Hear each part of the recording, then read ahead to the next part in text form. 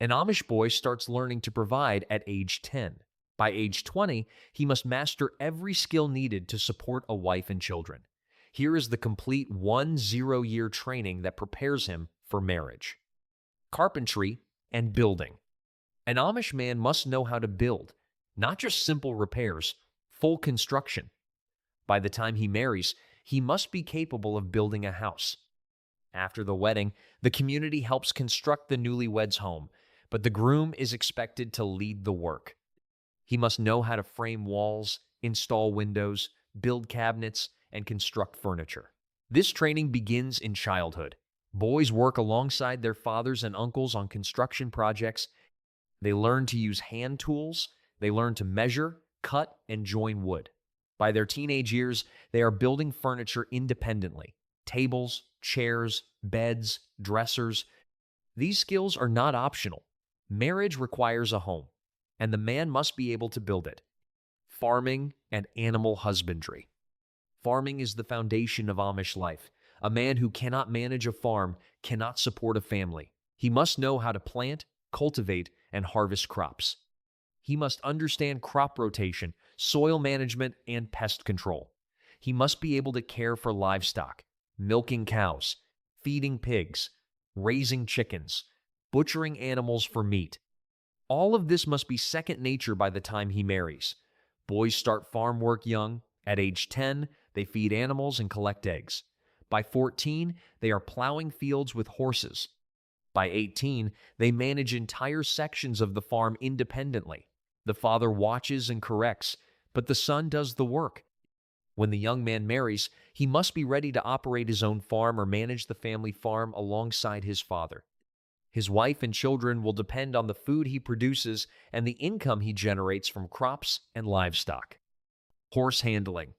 Horses are the Amish transportation and work power. A man must know how to train, drive, and care for horses. This is not a simple skill. Horses are large, powerful, and sometimes dangerous. Handling them requires confidence, patience, and knowledge. Young boys start by feeding and grooming horses. They learn to recognize signs of illness or injury. They learn to harness horses to buggies and farm equipment. By their teens, they are driving buggies independently and using horses to plow fields. They must know how to calm a spooked horse, how to handle a stubborn animal, how to hitch a team correctly so the load is balanced. A man who cannot manage horses cannot provide for his family. He cannot get to work. He cannot transport goods. He cannot farm effectively. This skill is non-negotiable before marriage. Trade or business skill. Not all Amish men are farmers. Many learn trades: carpentry, furniture making, blacksmithing, harness making, buggy repair, masonry. Whatever the trade, it must be mastered before marriage. A man must be able to earn a steady income. Farming alone may not be enough, especially if the family does not own land. So young men apprentice. They work under experienced craftsmen. They learn the techniques, the tools, the business practices. By age 20, they must be capable of working independently.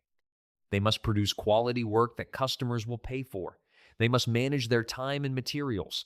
They must build a reputation for reliability. A trade provides financial security. It ensures the man can support a wife and the many children that will follow. Without a marketable skill, marriage is delayed. The community expects a man to prove he can provide before he takes on the responsibility of a family. Equipment maintenance. Amish men do not call repairmen. They fix things themselves. Before marriage, a man must know how to repair farm equipment, tools, and household items. Wagons break. Plows need sharpening. Harnesses wear out. The ability to diagnose problems and make repairs saves money and keeps the farm running. Boys learn this through observation and practice. They watch their fathers fix broken equipment. They hand tools to the older men and ask questions. Eventually, they take on repairs themselves. First small things, then more complex machinery. By the time they marry, they must be competent. A broken plow during planting season cannot wait for someone else to fix it. The man must handle it. This skill requires mechanical understanding, problem-solving ability, and the physical strength to work with heavy equipment. It is one of the many practical competencies that make a man marriage ready. Financial management. Amish men must manage money wisely. Large families are expensive. Feed, clothing, medical care, household supplies, the costs add up quickly.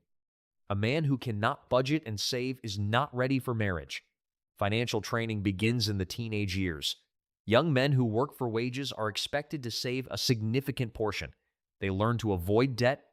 They learn to distinguish between needs and wants. They see their fathers make financial decisions and learn the reasoning behind those choices. By the time a man marries, he should have savings. Enough to help establish a household. Enough to cover unexpected expenses. The Amish do not use credit cards or take out loans for everyday expenses. They pay cash. This requires discipline. It requires planning. A man who spends impulsively or lives beyond his means is not considered mature enough for marriage. The community watches. Elders notice how young men handle money. Financial irresponsibility delays marriage approval. Physical endurance. Amish life is physically demanding. A man must be capable of working from dawn to dark, plowing fields, hauling hay, lifting heavy loads, building structures. All of this requires strength and stamina. A man who tires easily or complains about hard work is not ready to support a family. Physical conditioning happens naturally through daily labor. Boys grow up working. Their bodies adapt to the demands. By their late teens, they can match the work output of grown men. This is tested constantly. Harvest season, barn raisings, moving livestock. The work never stops, and it is not just about strength.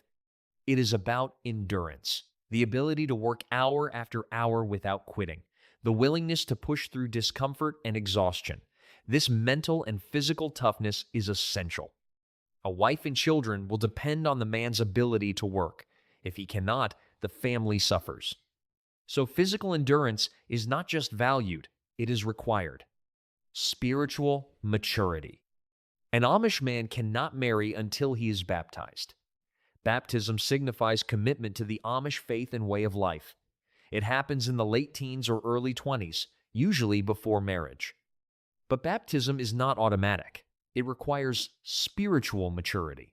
The young man must demonstrate that he understands Amish beliefs. He must show that he is ready to submit to church authority. He must be willing to live according to the ordnung, the church rules.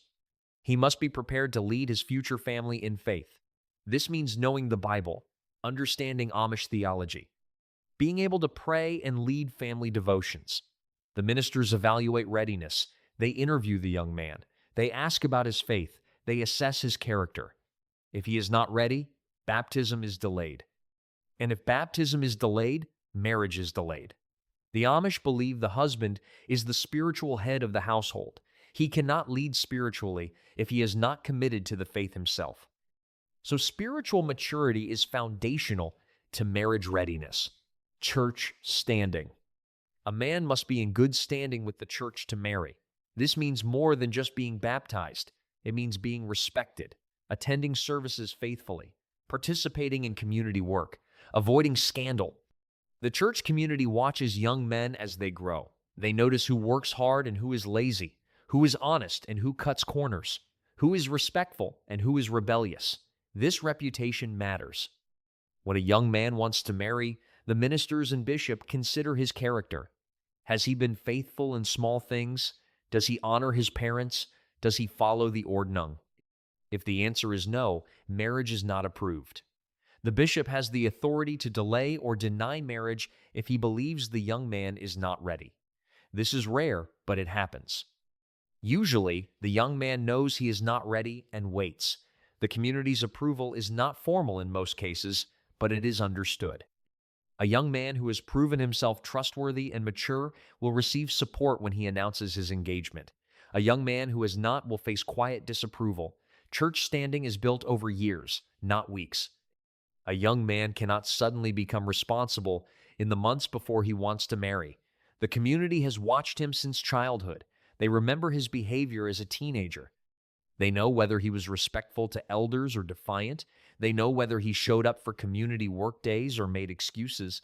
This long-term observation protects the bride and her family. It ensures the young man is not just performing for a few months to gain approval. His character has been tested over time.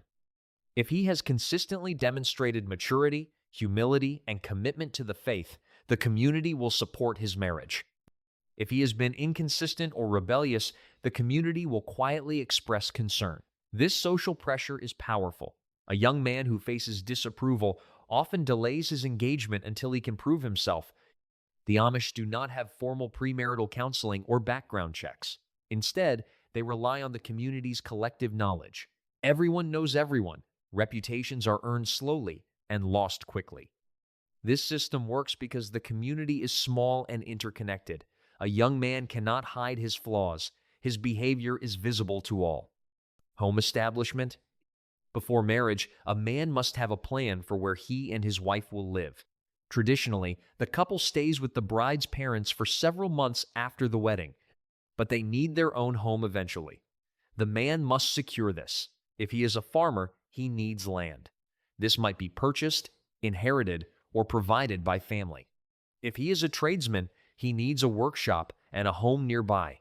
The young man must work toward this goal throughout his late teens. He saves money. He talks to family about land availability. He prepares. Some communities help newly married couples by providing land or building materials, but the man must be ready to take advantage of this help. He must have demonstrated that he is capable of managing property, that he will work hard, that he will not waste the opportunity. Establishing a home is the final step. It proves the man is ready to be independent, to provide shelter for his wife and the children who will come. Without this, marriage waits. The process of home establishment often begins years before the wedding. A young man in his late teens starts looking at available land. He talks to his father about inheriting part of the family farm. He explores options for purchasing property. He saves aggressively, putting aside a large portion of his wages. By the time he is ready to propose, he should have a clear plan. This might mean building a small house on his father's land, or purchasing a few acres nearby, or setting up a workshop in town if he is a tradesman. The community expects to see this plan in place before the wedding. During the engagement period, which lasts only a few weeks, the young man often begins construction with help from family and friends. The day after the wedding, the couple joins the community in cleaning up. Then, within weeks or months, they move into their own space. This transition from living with the bride's parents to independence is carefully planned. The young man has been preparing for this moment for years. He knows what is expected. He has saved the money. He has secured the land or workspace. He is ready to establish a household. This preparation is part of what makes him marriage ready. He is not just romantically interested in a girl. He is practically prepared to provide a home. Conclusion. The journey from boy to marriage-ready man takes a decade. It begins at age 10 when a boy starts learning to work. It continues through his teenage years as he masters carpentry, farming, horse handling, and a trade. It includes learning to manage money, endure physical labor, and commit to the faith.